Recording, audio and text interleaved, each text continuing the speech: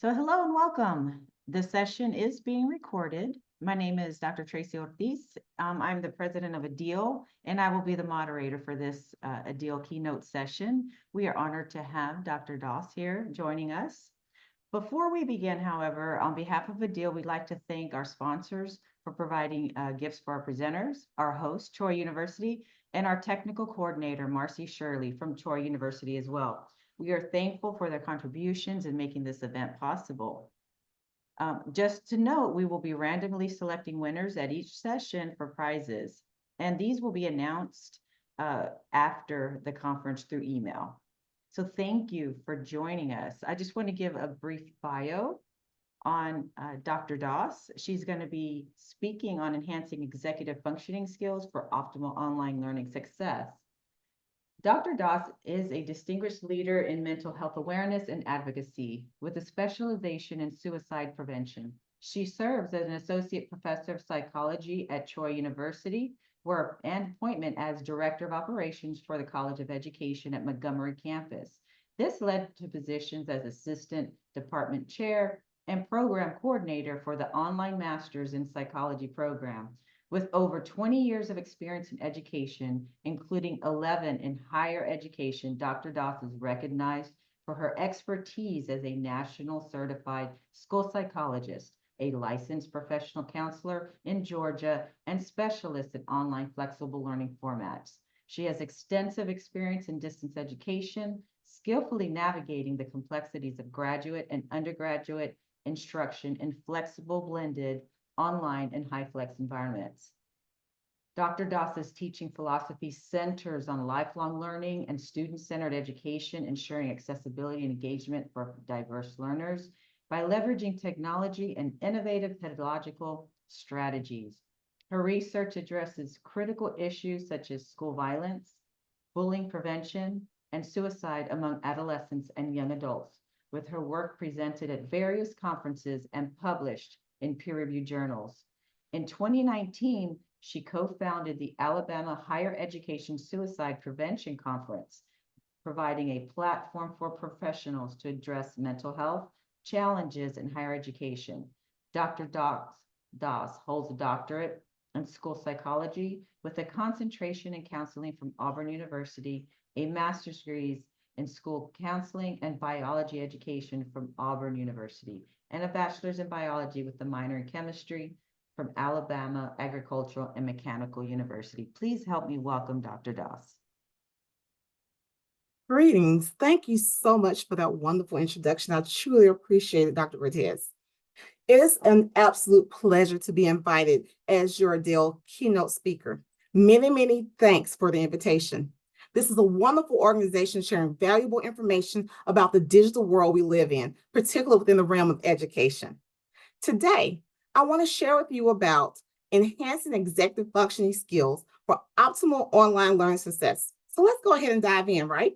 Now, I want this to be quite interactive. So the first thing I want you to do is, what words come to mind when you think of executive functioning? Take a moment to share your thoughts in the chat.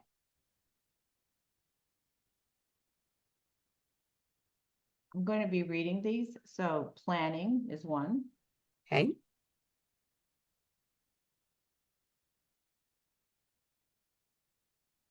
Critical thinking, another. Okay, planning, critical thinking, those are good. Executive bosses equals yak. Knowing steps in an order, task initiation, problem solving. Okay, great words. Okay, so this brings, okay, thank you. So this brings us here to our word cloud. Don't we all just love a wonderful word cloud? Well, these are some things that we've heard some of these words before, and there's some new ones. I like that we heard the word planning. I don't think we necessarily heard about accessibility or attention. What about mindfulness? We don't often think about mindfulness, but mindfulness is definitely one of those areas that consider when it comes to executive functioning. What about tools, active learning? Let's talk about more in our virtual world when we have instructional designers who can help us create these things, as well as professors and other people who can help us make curriculum designers, who can help us make these executive functioning skills are part of our online learning. And we'll talk about why this is important. Because when we look at the definition of executive functioning, we're thinking about cognitive processes that enable us to have goal-directed behavior, planning, and self-regulation. And three key words come to mind when you think of that: inhibition, working memory, and cognitive flexibility, or sometimes called shifting. The concept of executive functioning has been a main focus of scientific attention for a few decades now. And many studies have brought to light how effective executive functioning development role is very important in being successful at school, but not just in school, work, and in your personal life. It's one of those things that encompasses every area because it's a higher level complex cognitive process that helps us regulate thoughts, emotions, behaviors, maintaining focus, planning actions, ignoring distractions, resisting temptation. I'm telling you right now, I've been trying to limit what I eat, and I've seen more cinnamon rolls in the last few weeks than the average. Like, resisting that temptation has been real. Adapting the flexibility to different situations. During COVID-19, many people were face-to-face teaching, then all of a sudden they were thrust into this online world, and you had to be adaptable, right? And we see situations like this every day where we have to adapt to our situations and be flexible. And therefore, overall, making decisions. Sometimes we make good decisions and sometimes not so much, but we have to make decisions. And executive function is key in this. So those three main components that come to mind when we're looking at executive functioning comes to working memory, cognitive flexibility and shifting, and inhibitory control. So executive functioning, when we look at this Venn diagrams, coming together and verge these three main components. When we're looking at working memory, we're thinking about the ability to work without losing track of a task. Let me see, a few examples. Maybe trying to remember a telephone number while listening to a lot of music or a lot of noise. That may not be the best example because who really uses their memory for phone numbers anymore? But I think I have a better one. What about you have an address that you're trying to get to, so you have the number of the building in your mind, but then you have your GPS telling you where to turn. So you're having to understand and remember where you're trying to go in your destination, but your directions are trying to tell you step by step where to go, right? Sometimes that can be a challenge, and we can get where we're supposed to go right on time. Then that voice is telling you what to do. You're in tune, you have your final destination, and you're ready. And then sometimes not so much, right? How many times have you had to go and do a U-turn, find another direction because you weren't able to attend to the actual final destination as well as the GPS directions? That goes back to that working memory. Or what if you're like me, you're shopping, and while you're shopping, you're trying to remember exactly how much money you're spending as you put in your shopping cart. So when you get up to the register, you won't be surprised, right? All that's working memory. So what about cognitive flexibility and shifting? Well, we see this in our ability to change our tasks and regulate what we previously learned and adapt to a new one, like learning a new task. For example, I consider myself a novice knitter. So I was like, okay, so if I can knit a little bit, then clearly I can use those same skills to crochet. No, not exactly, right? Or what about you are doing something like you're baking bread and it doesn't rise? Then that tells you, well, maybe I need to look at my leavening agent. Did I put in enough yeast? Did I use yeast? You start assessing the problem and trying to make the correct modifications. Or maybe you're listening to a joke and you hit a point of reference, and then the comedian changes it to another topic, and you have to rapidly change the way you're focused so that you can attend to the joke, right? All of that is about cognitive flexibility. You have being able to shift your cognitive processes. Now, what about inhibitory control? Inhibition. That's when we're talking about how we're going to control our impulses and our behaviors. We think of a lot of this about as a child, but we don't really think about this as an adult, but it's still real for us every single day, right? Sometimes you have that thing on the tip of your mind that you want to say, but you need to say what you want to say, right? So you have to have that impulse control to take it back, breathe deeply, and keep your mouth closed, right? Or what about you needing to make appropriate changes so you can achieve success, but you like the trajectory that you're currently on, but you have to think about that and control what you're doing, make appropriate decisions based on it. Or what about you having negative thoughts? As a therapist, I spend a lot of time working with individuals. We have this negative self-talk that keeps going over and over in our heads. How do we change that? How do we abruptly change from a negative self-talk to positive self-talk? All these things are a part of our inhibitory control. And it's important because not only is this important in learning in an online environment, but these are life skills, right? We use this in every single day of our lives. But if we want to be successful online in distance education, we have to look at the best ways for using this in our classroom settings. Okay, so here, this slide, there are many, many facets of Kanessa.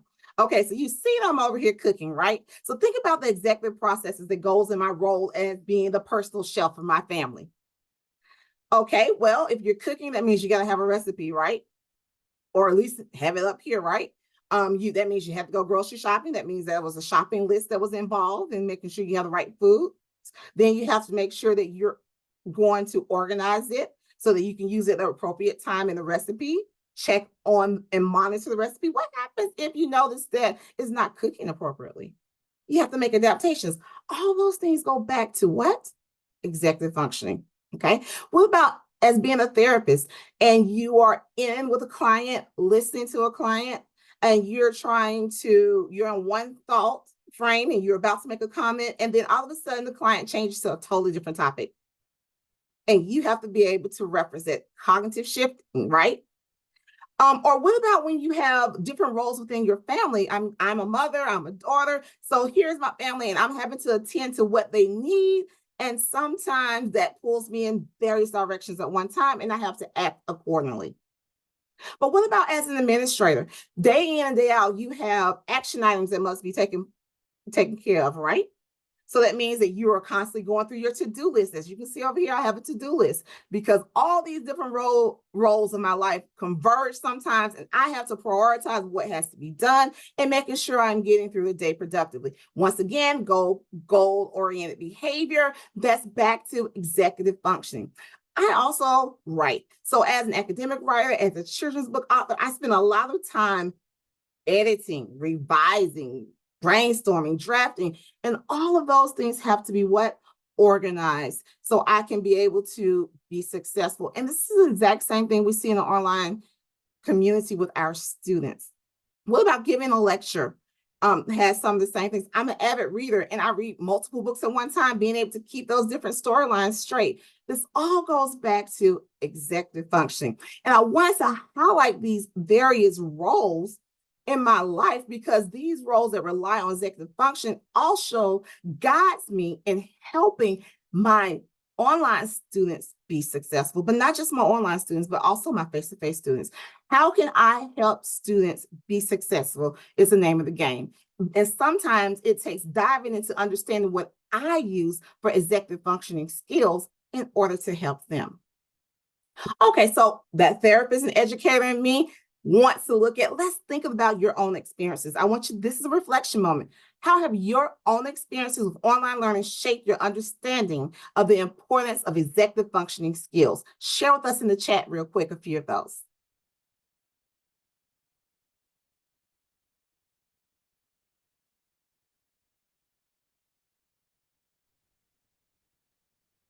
Why not everyone all at once? Applications of mindfulness. Okay, yes. Very important to get through tasks, especially on difficult days, right? On days when we have back-to-back sessions, you have to get online, you need to use mindfulness, sometimes just breath work, just so you can acclimate from one setting to the next, right?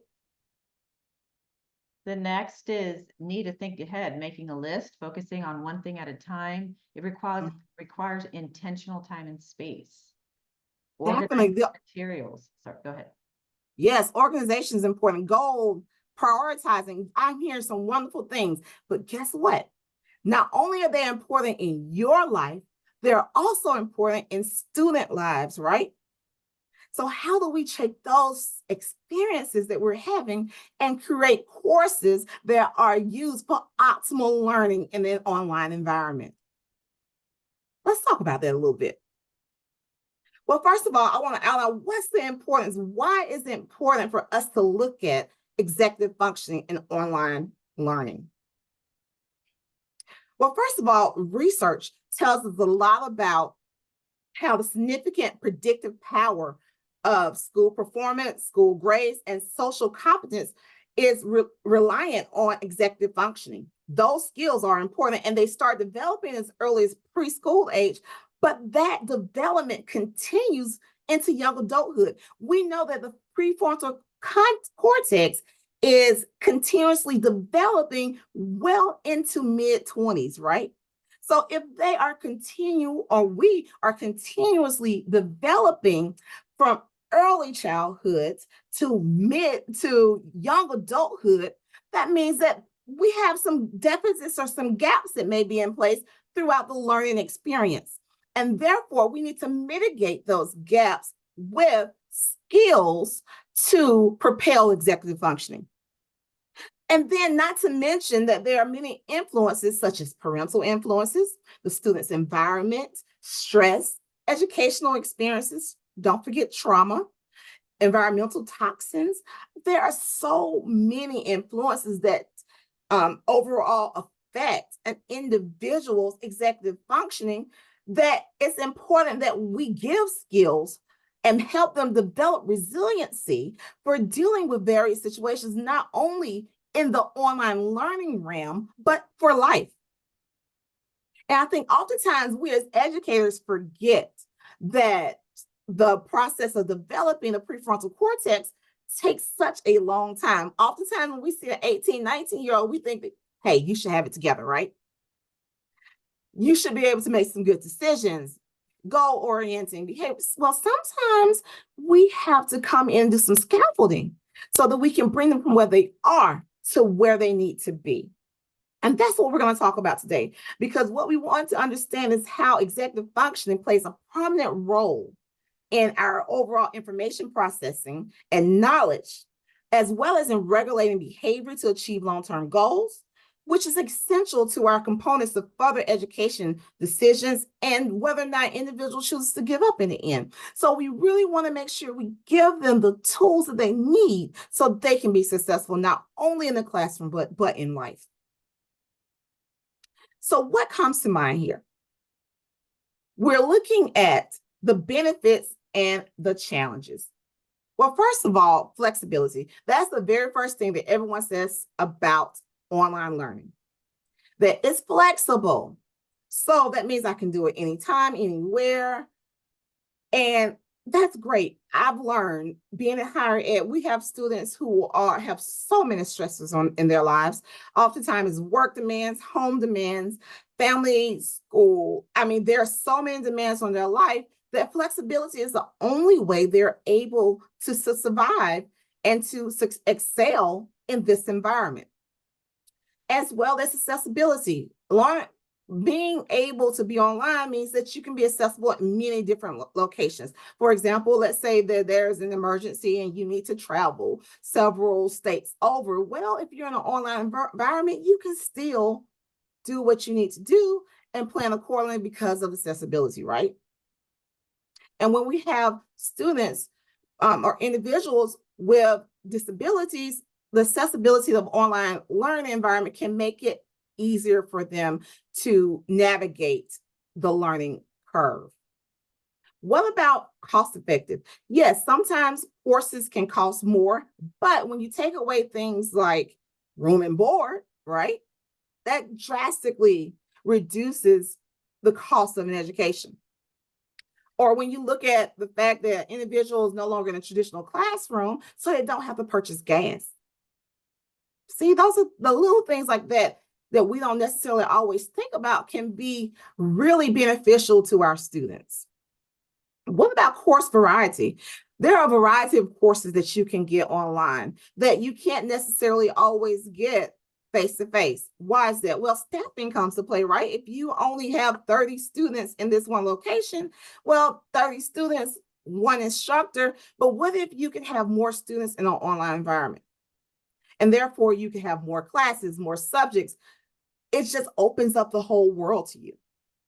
How about self-paced learning? So let's say that you really need 30 minutes to 2 hours to work on an assignment, and it doesn't matter to you if you're at home because you have the freedom to do that.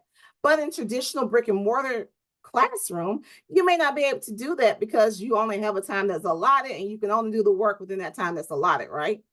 So that self-paced learning isn't necessarily there. But I want to say that beautiful idea can be a benefit, but it can also be a challenge because it goes back to self-paced learning. It goes hand in hand with self-discipline, right? You have to be able to tell yourself, hey, I'm working on my work today. This is my set time. This is what I'm going to do. Because if you don't have that self-discipline, weeks and weeks and pass by and you have not done the proper work. And then you all of a sudden at midterm and wondering why you fell in the class. So I often tell students assess their overall self-discipline before they enroll in online classes, because if you are not a self-regulated learner, being online may not be the appropriate place for you. And that's important to understand. Technical issues, haven't we all had that one, right? I have had equipment breakdown in the middle of a lecture. I've had the camera decide to go black, and all of a sudden there is nothing there anymore. You can hear my voice, but you can't see me anymore. There are so many technical issues that come into play. We don't know what type of internet services a person may have in a remote area, and those technical issues can definitely be a challenge for online learning. Perfect example is Hurricane Milton. It has affected many of my students, and they were having to do makeup assignments, and we had to be creative simply because they were having technical issues due to no lights. Without having electricity, you can't have an online work in an online environment, can you? So that was very important that we had to work on a case-by-case situation and to determine what's the best way to effectively work through a natural disaster. So technical issues can happen just by one time my internet went down because someone hit a transformer down the road. And this was bright, beautiful day in the middle of the day, but everything went down. So technical issues can always be a hindrance when it comes to a learning environment. Social isolation. We may not admit it, but sometimes we may feel lonely being in an online environment because you're not connecting with people to develop relationships. You're not talking to the person beside you, getting to know them, trying to figure out different ways of dealing with the material because you are interacting face to face. That natural socialization that takes place in a face-to-face course is absent online, right? So that can be a very challenging place. And also not necessarily just having your instructor with you moment by moment to get through the course can create some feelings of isolation. What about information overload? I hear this a lot.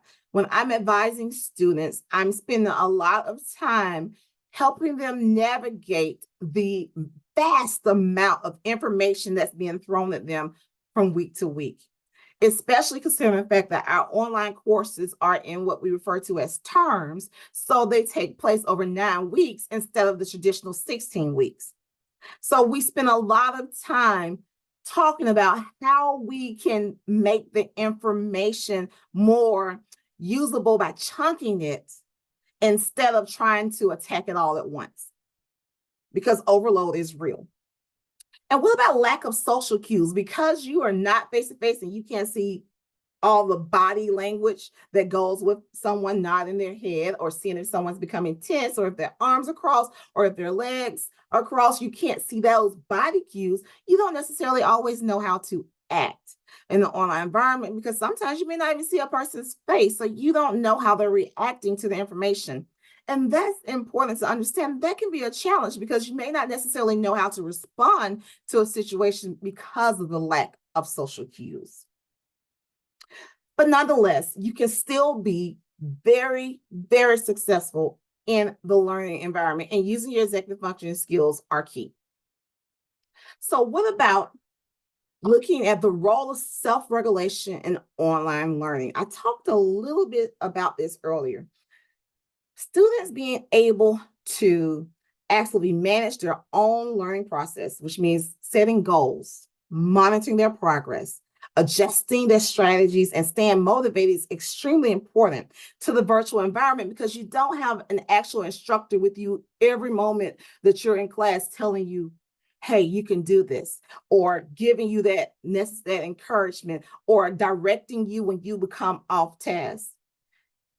So it's important to understand that you have to be your own instructor in those ways of self-regulating yourself in virtual learning. Because you don't necessarily have that structured support from your peers and your teachers that you do in the traditional setting.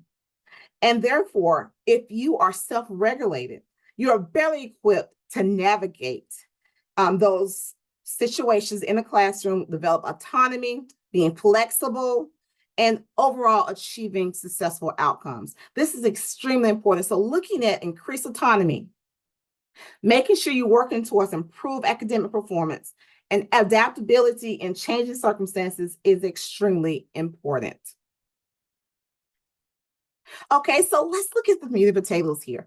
Strategies to enhance your executive functioning skills in online learning.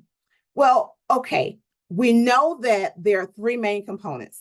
So what do we have in our everyday lives or in our tool, our disposal, that we can use in order to improve this in the online environment?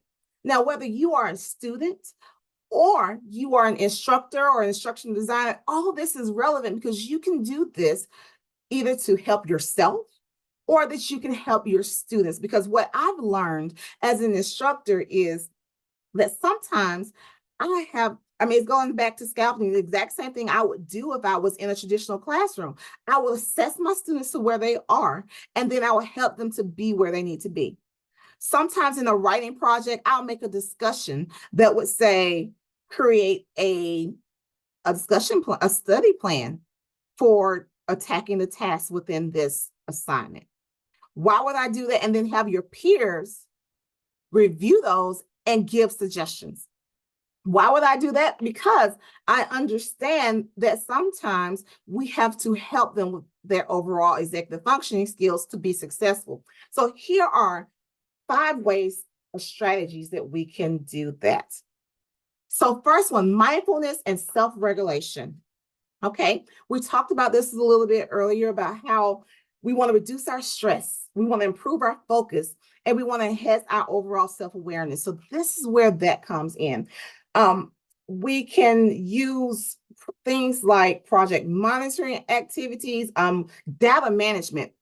I don't think we think about data management, but when you're looking at your grades and you're determining whether or not it's a writing assignment that you did poorly in, or if it was a multiple choice test that you did well in, you are using data to determine your next move, right?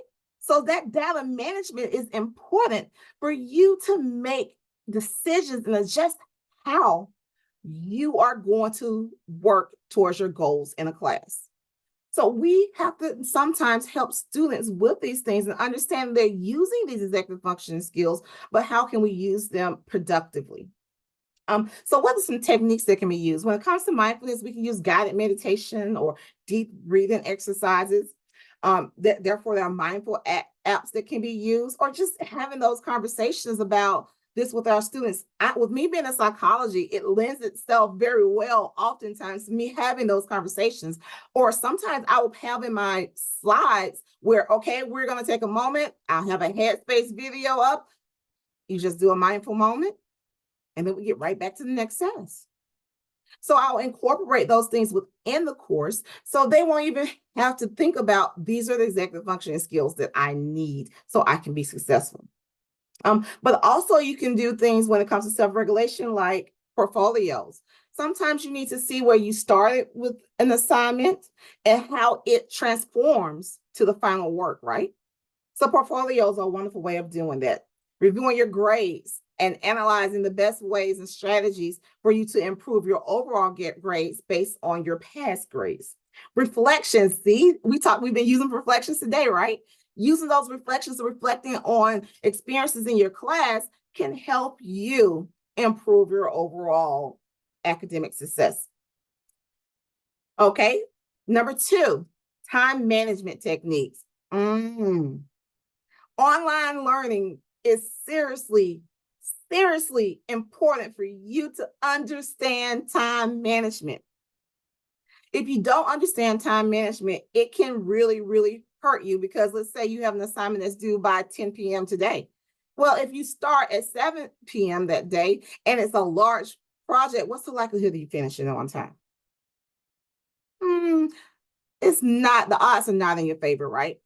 So that means that you have to plan study time, plan times to work on different tasks. That means that executive function skill of decision making and goals becomes very important in overall task management. And therefore, it's essential to use time management skills. But also, what about using timers and short breaks so that you won't have that information overload we talked about?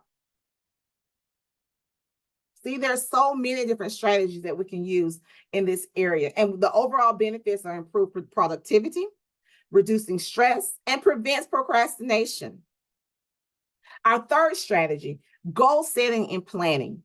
If you're making a goal and you see that you are working towards your goal, you can increase motivation. It provides direction. And it fosters an overall sense of accomplishment. I'm telling you, I am doing it. There is nothing better for me than for me to check something off my to-do list. Those endorphins get to moving. I'm like, yeah, I'm crushing it. Until I see I have about 16, 17, 18 more things on my list. But hey, I'm celebrating that one win every time. So other techniques that we can use for goal setting plan, like SMART. I'm sure you've heard of SMART goals, where specific, measurable, achievable, relevant, time-bound goal setting, or creating a detailed study plan. Those things are very important in our overall planning processes. Okay, strategy 4, effective note-taking skills. We sleep on notes. We don't think that we have to take notes. But then when it comes time to recall information, what happens? We draw a blank, right? So note-taking is still an important part of the educational process. I'm going to say that again. Note-taking is still a very important part of the educational process. Yes, I mean actually writing it down or typing it instead of you just taking pictures of it, or you just looking at the PowerPoint. It's important that you're able to actually actively work with the information so that you're able to connect to it, use it multiple times. You have to come across something about 7 times before it's in your long-term memory. So having to be active in using those notes is very important, especially if you're writing. If you're writing, you need to make sure that you have information organized that you can easily go back to it, right?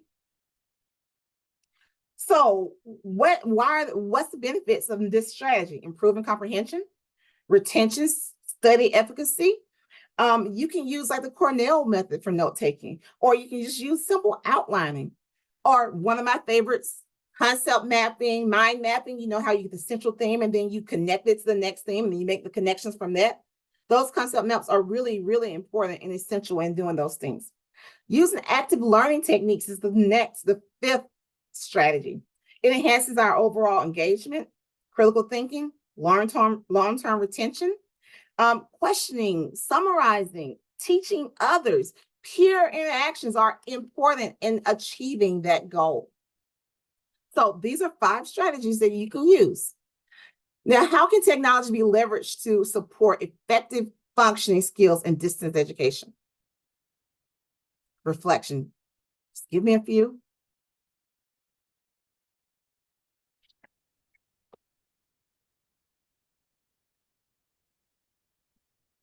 So there's a few there have been some comments coming in, but I'll just go with the last one.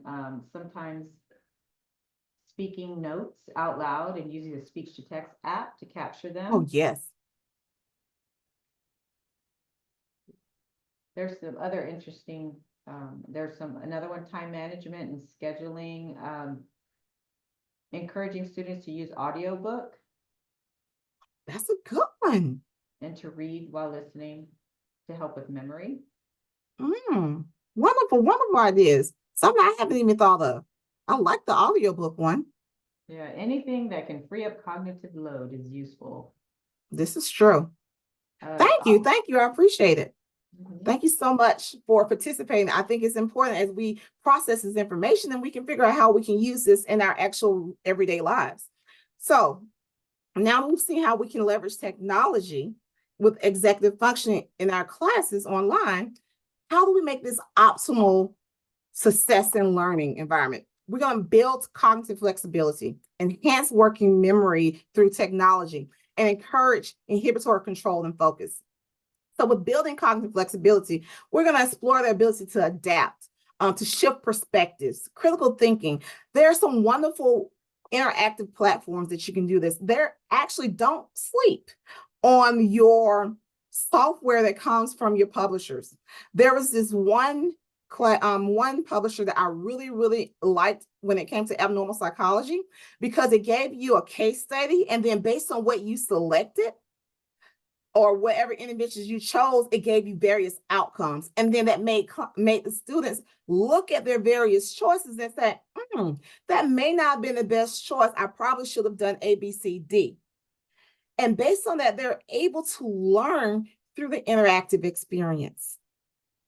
What about thinking about things like enhancing working memory using digital tools like gamified learning apps? Oh my goodness. Have you ever heard of Prodigy? That's something that they use in elementary school, but my kids absolutely love it when it comes to math.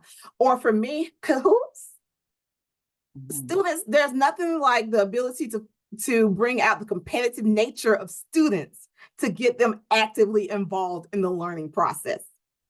So those are just a couple of things that you can use. And when it comes to encouraging inhibitory control, we can use those mindfulness practices. Oh, use something like stay focused, which basically it gives you do not disturb, and it won't allow you to go to websites, surf the internet or anything like that, or use social media when you're supposed to be working.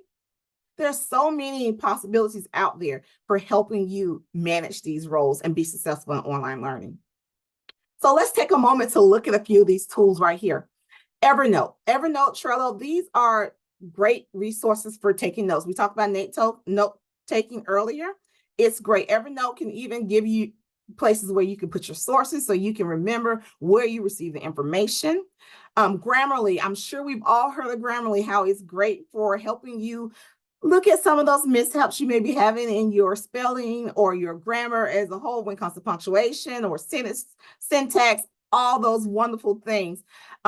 It really can be a great tool for students who are struggling to write. Anki is another website or app that you can use for flashcards. Flashcards, I mean, I love flashcards. I don't know how many of you love flashcards, but it's nothing like being able to assess what I know. And flashcards are a great way for doing that. What about Poplet? Poplet is a website that you can use to create those mind maps and concept maps I was talking about, because that way you can see the connection. It can be visual. Love it. Now, I cannot live without my handy Google Calendar. It tells me where to be. It gives me a 15-minute warning that I need to be somewhere at what time. Like, it is my lifeline. Overall, how I do time management. For years, I was resistant to using a digital platform. I was using my good old-fashioned paper and pencil planner for years until I realized the gem that this really was. Apple Calendar works similarly. Color Notes. Color Notes is like my best friend. Why? Because I can create to-do lists and then I can check it off and actually get that satisfaction of seeing it change. I can also make my shopping list. I can also jot down notes. I love to do this when I'm having story ideas or when I want to look at different types of research. I just write about it as it happens. And then there it is. I can always go back to it. Flipgrid. I'm sure you've all heard of this. This is basically an online video type of discussion that you can use within your classroom. Wonderful, wonderful resources that we can use. Okay, here are some additional resources that you can use. Headspace. Headspace is one of those guided meditation, breathing apps. Here you have next to it Breath Ball. Breath Ball has a free app that gives you different breathing exercises. You'll notice that I also have our learning management systems like Blackboard and Canvas. There are some great tools that you can use for time management and for overall helping your students, like the calendar that's there. Teaching them how to use the group section, how they can actually have groups within it, student groups, so they can communicate with their peers. Like there are a lot of different things that you can enable to help them navigate the learning process. Stay focused. I love this because it can be used to do not disturb. It tells you, hey, no, it's not time for you to be on the internet. Do not go to social media. This is not the place. This is not the time. Get back to work. I love that because sometimes me telling myself to do that doesn't necessarily equate to me actually doing what I'm supposed to do, right? Same thing for our students. Speech notes. Someone talked about this. I love speech notes because you can dictate whatever you're thinking about. So if I'm in a position where I'm washing dishes and something comes to mind, I can press speech notes and I can dictate those thoughts and I can use it later. Text to speech as a transcription feature, wonderful, right? What about Khan Academy? Have you seen the website? Have you gone to their website? There are so many videos, various things that you can use on a day-to-day basis. Clockify, you can use it as a timer so you can time how long you're going to be working on your assignments. Remember, the Milk is a to-do list and a task management system. Great resources. Other tools for self-assessment and to improve executive function. You can use Day One, Dabble Me. These are journaling activities. You can journal through your classes to understand and reflect on the overall experience and what you need to do and how you need to modify. eFolio, just like I talked about before, this is a portfolio place where you can go in and look at your work and assess where you are when you're going through. Quizlet and Note, they are known flashcard. We all know what we can do with flashcard. Great resources for the individual students to create flashcards, but you as an instructor can also do so, or an instructional designer can do so too. Google Forms. I love, love, love, love quizzes to quiz myself on what I'm trying to understand and know. It can be used. You can create quizzes right there in Google Forms. So there are resources all around us.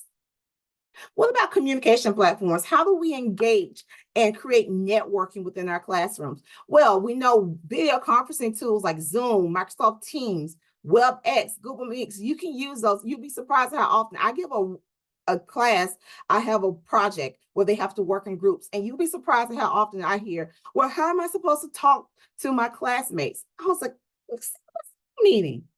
Or you can actually talk within Canvas where you have a group section where you can make discussions there. Like there are chat features. You can use Microsoft Teams. There are so many products to their disposal, but they don't necessarily know what they are. So encouraging them to use these things is very important. Okay, so our last reflection. How can I apply these strategies and techniques discussed to my own online learning or teaching practices?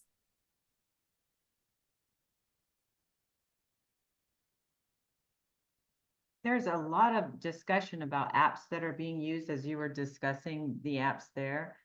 Oh, wonderful. I always love new apps, so I'm looking forward to seeing that. So I'm going to just name a few. Okay. They could be used for this reflection. Experientify, it's an app that allows you to build a course using gamification to motivate engagement. Okay. And task completion. And there's the data that is there is really good. Oh, great. ChatGPT quizzing you. Yes, that's a good one. Okay, recording. Oh, sorry, that's me. Somebody asked about if this will be available. I said recordings will be available. I don't know if you're going to share anything additional, but they did ask about that. Okay, well, definitely contact me and we can definitely get this. I have some contact information for you in just a moment, okay? Okay, well, thank you so much for participation. That has been very key into making this a successful presentation. So what I want to do here is to call you to action. Elevate the online learning experience. Let's commit to improving your students or even your focus, organization, and time management with executive functioning skills. Explore proven strategies to excel in the virtual classroom. So I want you to use these tools that we've talked about and others that are put in the chat today to discover what's best needed to meet your needs as well as your students' needs or family members' needs. But you must engage with these techniques because that's the only way to know if it's really going to meet your needs is spending time with it. So you can unleash the magic to improve academic success online through executive functioning. Congratulations. You have survived this keynote. So you have completed the very first task of this call to action. So I charge you to enhance executive functioning, enhance online learning success. They go hand in hand. Here are references. I think I don't have very much time for questions, but we'll take a few if you have. Yeah, we have a few more minutes. Yes, you have a few minutes. Everybody loves your energy, Dr. Doss. Oh, thank you. They need your energy and all the information you provided. It's great.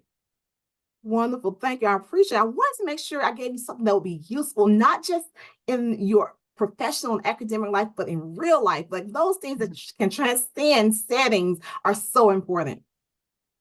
Dr. Doss. Yes. You gave quite a panoply of apps that could be used. I have no doubt they're all successful, but looking at it, the student looking at that list or any suggested list would make a little trouble choosing what was right for them to narrow it down. Everybody loves to play with toys, so I suspect that getting them to use some wouldn't be a problem, but which ones? How would they narrow their choices? Okay, that's why I'm telling you to take the time to explore them, because what I often do is explore them, find out what works best for me, and I talk about those in my lectures. I talk about that in my advising. I had one student say, oh man, every time I talk to you, I come out with new things to play with.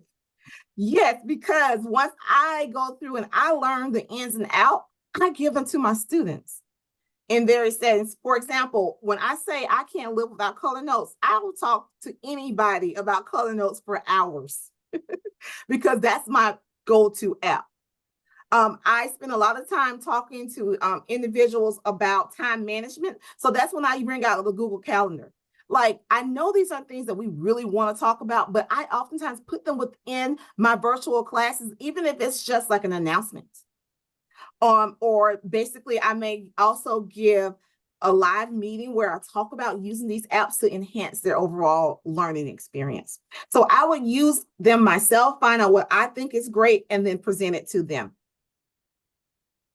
based on what their needs are. Like I'm often talking about headspace because I think that taking a break sometimes is more important than continuing to just plow through the work.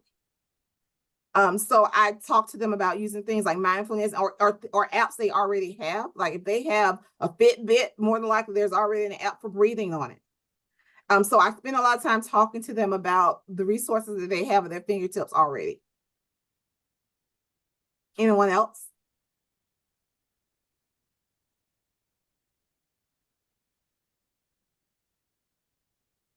And thank you for that great question.